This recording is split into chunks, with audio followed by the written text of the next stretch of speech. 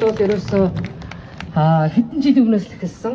Анх одоо энэ хотын захирагч Нямбаатартай үзэлцээл шүүхтэр ирснээс хойш ер нь бол үг хэлэх үзэл бодлоо бид нар хэлэх ямар ч хэлэхгүй болсон. Энэ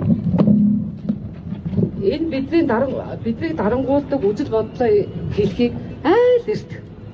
Одоо би энэ юг үзээд 3 дахь жилээ үзэж байна. Би харин эсэргүүцээд намайг ингэж ийна гэж пост оруулсан ард түмэн намайг маш сайн дэмжсэн. Шууд маргааш нь нийслэлийн прокурор залгаад хэргийг хэрэгсэхгүй бол би яг шүүх рүү хэрэгээ аваад явж яхад.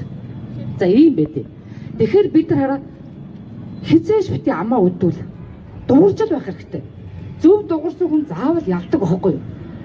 За тэгээд миний хамгийн ууртай байгаа юм болохоор яг миний үеийн одоо авгаан нар гэх юм уу те өвөөнөр гэх юм уу одоо хүмүүсийн хэлдэг залуучуудын хэлдэг аргагүй эдэрчин яг социализмын үеэ бид нар ч ингээд ядуу гуйлгч үссэн байхгүй бидэрт өмч гэж байгаагүй бид нар зүгээр социализмын эд ширхэг бүрийг ширхэглэн хамгаална гэдэг ийм тэнэг хүрээнд ор өссөн эцэг их нь өөрийн гэсэн тогтсон орон байртай байгаагүй тэгэхээр яг тийм өлөн зэлмэн хүмүүс өнөөдөр жоохон ч гэсэн өөрийн гэсэн өмчтэй болоод ирэнгүүт эдэр яг зөвхөн амин хуваа хичээгээд байгаа байхгүй тэгэхээр яг амин хуваа хичээгээд энэ надад ямар хамаатай би зүгээр дугаа бай зүгээр